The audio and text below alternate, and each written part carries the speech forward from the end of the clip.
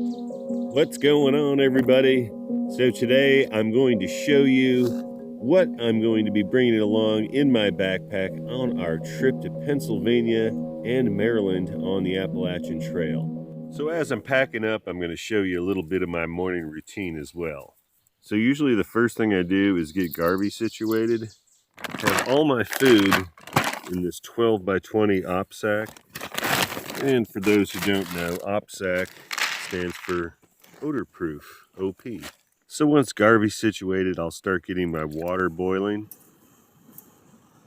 So once I've got my water started, I'll go ahead and start packing up everything in my tent, starting with Garvey's pack.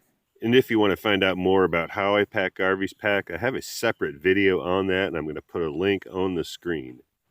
So once Garvey's situated, I'll go ahead and change out of my sleep clothes and back into my hiking clothes. The bag slash quilt that I'm taking on this trip is a Sea to Summit Traveler 2. And this is the long version. It weighs 1 pound, 10 ounces. It is rated to 30 degrees. So there's plenty of room in this bag. It does unzip into a quilt, which I really, really like. And it takes up the whole bottom of my tent. So lots of space. So when I do want to convert it into a sleeping bag, all I do is zip up the side, and the toe box has a cinch, which can be opened or closed. So yeah, I'm quite confident that this bag will serve me well on this trip.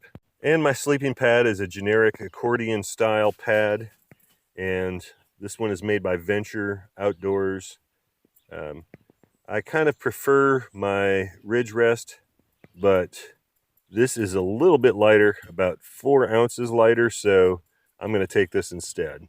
So this is my backpack, the Granite Gear VIRGA 2, and it's a soft pack. There's no frame inside it. I use my foam sleeping pad as the frame, and I'm going to go ahead and set that up and show you how I do it.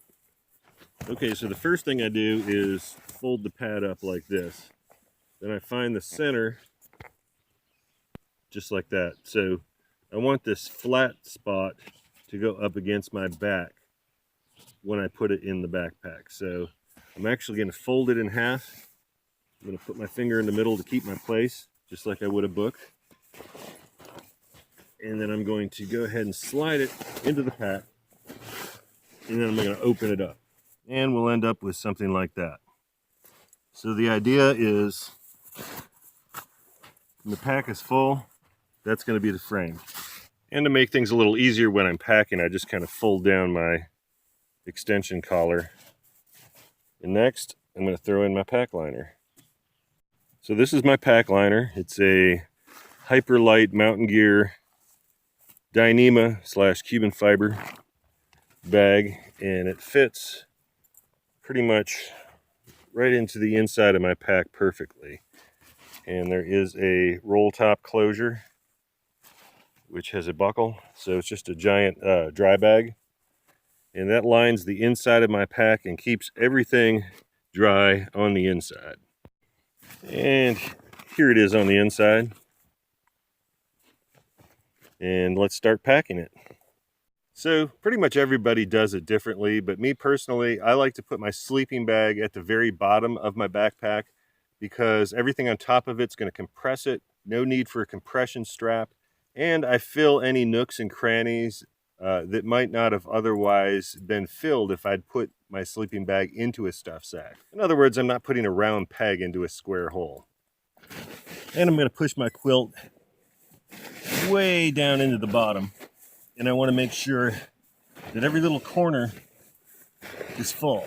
That way I'm not wasting any space and I don't have any shift in my gear as I'm walking.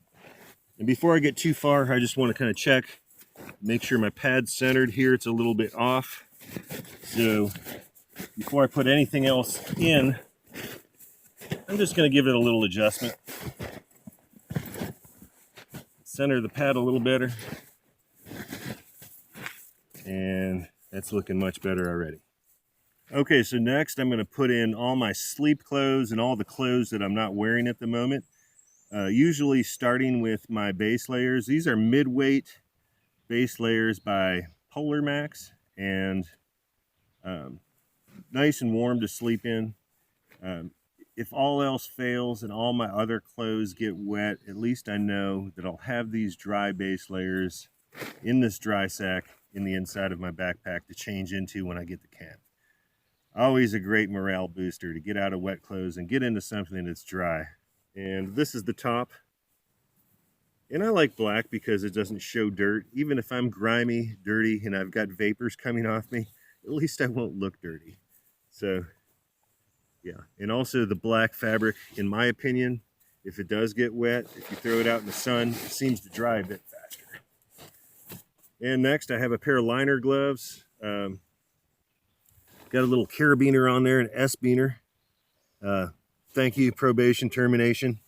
I should have thought of this a long time ago. Clip my gloves together. Constantly losing them. And this beaner also gives me a place to clip them, either on my shoulder strap or somewhere on my pack if I'm not using them. Today it's going to be a little warm for gloves, so I'm going to go ahead, put these in the bottom of the pack because I doubt I'll use them. Socks, treated with permethrin. They're quite long. If I do want to hike in my shorts and I'm going through grassy, ticky infested areas, I can pull these up a little bit and not have to worry as much about ticks crawling on me.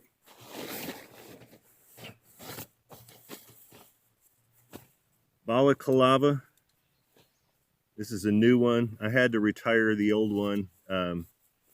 It was full of holes, sun bleached, shredded, shriveling. It was falling apart. So this is the new one.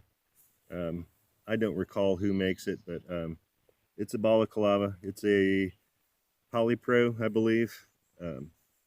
Synthetic, yeah. This will do just fine for the summer. And I do have a pair of shorts here. These are Free Fly. They're super lightweight. There are front pockets, no back pockets. I kind of wish there was a back pocket, or at least one zippered pocket. But they're super comfortable. And even if I do hike in long pants during the day, when I get to camp, if I want to get into something nice and cool, I can put these shorts on, or I can hike in them. Eventually, I'll get some zip-offs. I may even do that before this trip. Who knows? That would be ideal. But for now, that's what I've got. And the only other piece of clothing that I do have is this Frog Togs rain jacket. I believe it's the X-Lite, or I'll put it on the screen. I don't remember the exact model, but this is a jacket they've come out with fairly recently. And it's a lot nicer than the disposable, as I call them, Frog Togs. The ones that rip to shreds when you brush up against a laurel branch. And there are laurel branches all over the AT, so not a good combination. This one has a 1-year warranty. It's a little bit better made. There are some features like this Velcro on the sleeve cinch. The old Frog Togs had a habit. They were notorious for shredding at the sleeve, delaminating right in this cuff area here. So there's also an adjustment on the back of the hood, which I like. Toggles to tighten the hood around your head, around your hat. And a really nice zipper. And zippered pockets on either side. And then the whole jacket, when you're not using it, just folds up into one of the pockets. So I think it's 9.3 ounces. It has a 1-year warranty and it's around 50 bucks. So a great budget raincoat, 9.3 ounces, lightweight, and at 50 bucks, it's not breaking the bank. So I think this is going to work out just fine. I don't think it's going to rain today, so at least not for a few hours. So this is going into the bottom. On a rainy day, that raincoat would go on the top. Speaking of rain, I do have this rain cover, which is probably overkill in the summer. In the wintertime, I like a rain cover. I don't know if I'm going to bring this. Okay, so that's pretty much my pack and my sleep system and we're going to get to the tent in just a minute. I usually break down my shelter last, especially if it's raining. That's a no-brainer. So tarp or tent, yeah, that's always the last thing to get packed up. So I have a few more things to show you that are going into my pack before we get to the tent. So let's do that. So this is my new shoulder strap pouch. This is made by Hyperlite. I think it's 1.3 ounces. And this thing is much better than that little Equinox pouch that I had. That pouch was much lighter, but it was flimsy, and I had it on my sternum strap, and I really don't like anything on my sternum strap, especially if I'm going uphill. I don't like my wind cage being constricted. So whenever possible, I undo the sternum strap, and having my camera on my sternum strap was just a huge hassle. This is going to go on my shoulder strap, and there is plenty of room in it. It's got a little bit of padding to it, and it looks pretty, at least water resistant, if nothing else. There's a little inside pocket there. I have my earbuds in there right now. On the front here, there's this mesh pocket, and this is great. And I'm going to show you what I really, really like about it. So in the past, it was always a giant pain for me to charge my phone while I was walking, but I have this mesh pouch, and it fits my smaller size battery and my larger size battery if I want it. So I can run my cable to the top of my phone and no more worries about charging while I'm walking. And there's plenty of room for me to put my headlamp. And let's talk a little bit about that for a second. So this is the Nitecore NU25, and I've touched on this a little bit on a video before when I first got it. It's exactly 1 ounce with the shock cord modification that I made. I just threaded some shock cord through it. There are plenty of videos online about how to do that. And this thing is really comfortable. I fell asleep with this light on my head last night and did not feel it at all. It stayed in place the whole night, and I didn't even know it was there. So that's a plus. And so far, I'm really liking the way that it operates. It has a lot of features that I like, including a red light. It is 350 lumens. So a very bright headlight. I doubt that I'll use the full strength light very often. In fact, the lower settings are just fine for around camp. It has a low red light, a high red light, and three settings on the regular white beam. And I like how the switches are separate. One switch is for the red light, one switch is for the white light. 1 ounce, very small, very compact, very bright, and probably one of my favorite things about it, USB rechargeable. So yeah, that's a must for me. I don't want to be dealing with batteries since I'm carrying batteries anyway. So yeah, great headlamp so far. And when I have a lot of miles on it, some use and some abuse, I'll give you a updated report. So the rest of my electronics travel in this 7x7 op sack. I have a wall charger for my phone, a Mophie battery. I'm not sure what the milliamp is, but I think it charges the phone about 4 times. And also 2 USB cables. So if it is raining and I don't want to carry this other battery in that mesh pouch, I have plenty of room for it in here, as well as plenty of room for my headlamp if I want to do that as well. So the electronics bag goes into the pack next, on top of the sleeping bag and the clothes. Toiletries go into an op sack as well. I'm not going to go too much into the contents of this because everybody varies, everybody's personal. Carry what you want to carry. So that goes in next, right next to the electronics. And those lay down flat next to one another. Okay, so next is my food bag, and this is a 12x20 op sack. And if I haven't mentioned it before, OP means odor-proof sack. All my food will go in here, my stove, my cooking pot, and my trash bags. So my cook kit's pretty basic these days. I have a Toaks, I believe it's a 375 milliliter cup. Holds about 1.5 cups of water, which is all I need for most freeze-dried meals. Mini Bic.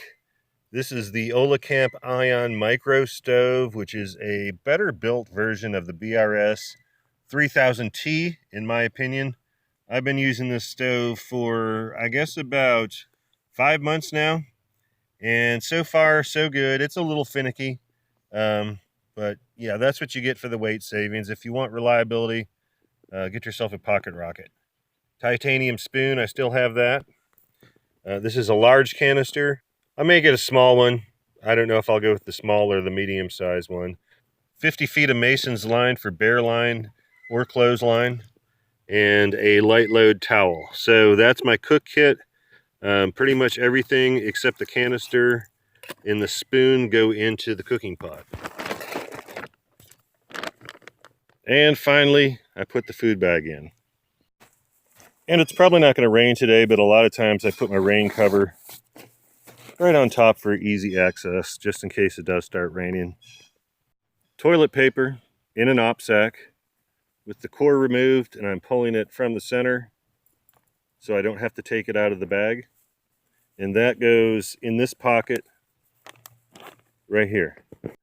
I don't want to have to be digging through my pack for my paper if I need it. So next is this sit pad slash Garvey's sleep pad slash doormat, and that goes right on the back here. So this is my hydration kit for this trip. I have about a 4-liter capacity. I'm probably not going to bring the Sawyer Squeeze. I'm going to use the Aquamira tablets instead. I have 40 of them. I usually don't use a whole tablet per liter. I usually break it in half, and I find that that works just fine. So I'll probably end up replacing these bags with the CNOC bags, but we'll see what happens. So next, if I have any water left in my water bag, I'll go ahead and pour it into my bottle. And depending on how much water I need and how far I have to go, or how far the next water source is, I may pour this out. Now, I'm going into town today, so I don't need more than 32 ounces of water, so I've got plenty of water for Garvey as well. I'm going to go ahead and dump this. So whether they're full or empty, my water bags always travel in the side pockets of my pack, and that's usually where I'll keep my filter or my purification tablets, whatever I may happen to be carrying at the time. And for my water bottle, I have this little key ring on my shoulder strap. I put a zip tie around the ring that comes on the neck of the bottle, and that zip tie allows me to put that carabiner on the bottle, and then the carabiner hooks onto here. And I have this piece of shock cord to keep the bottle from bouncing around. And this is how it looks when it's on the shoulder strap. And on the opposite shoulder strap, as I mentioned before, I have my camera bag. So we'll talk about the tent real quick before I break it down, and I'm not going to go into too much detail because there are so many reviews of this tent already online, and honestly there isn't a whole lot about this tent that I do not like. So so far so good. Easy to set up, plenty of room in here. I wouldn't call it a 2-person tent, but for me and Garvey it is spacious. I've got 2 doors, 2 vestibules, mesh pockets. Usually my phone goes in there. I put all sorts of things up here. Toilet paper goes in this one, so it's accessible if I have to go in the middle of the night. One thing I really like about it is the color. I wasn't too crazy about the color at first. In the store under the fluorescent light, it looked kind of gray and dull and dreary. But now that I get it out into the woods, it's really just a nice mossy green. It blends into its surroundings nicely. I have my deuce of spades here as an extra stake. It has this really nice vent on the fly. And so far so good. Minimal condensation. So this is by far the heaviest thing in my kit, but I actually do not mind carrying it. This is the first tent that I've ever owned. Many of you know I've been a tarp guy for years. I've never owned a tent before. I've slept in a few here and there, but this is the first one that I've actually owned, and I'm really liking it. I'm liking the idea that I can keep the ticks out, spiders, snakes. Not that those have ever been a problem with a tarp, but I think it's a little bit of an extra sense of security. I don't know. we'll see how it goes. I may regret carrying this heavy thing. I probably should have just got a hyper light tarp, but we'll see what happens. I've got it, so I'm going to use it. Anyway, let's break it down.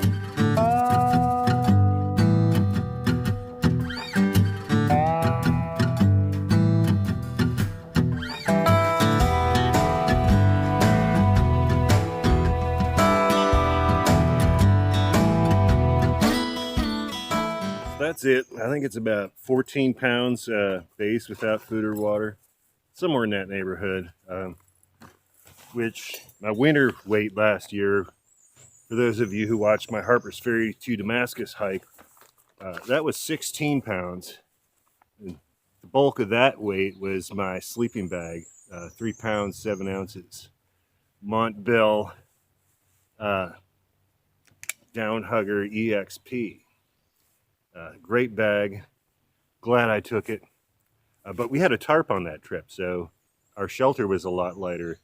This time our sleeping bag is a bit lighter, but our shelter's heavier. So I'm happy with a 14-pound base weight. I'll probably not be carrying more than 10 pounds worth of food or water at any given moment. So, you know, the most I'll be carrying is probably 24 or maybe 25 max.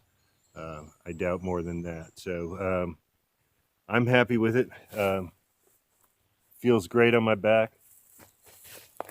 If I change anything, I'll let you know out on the trail. And we'll see you next time. Thanks for watching.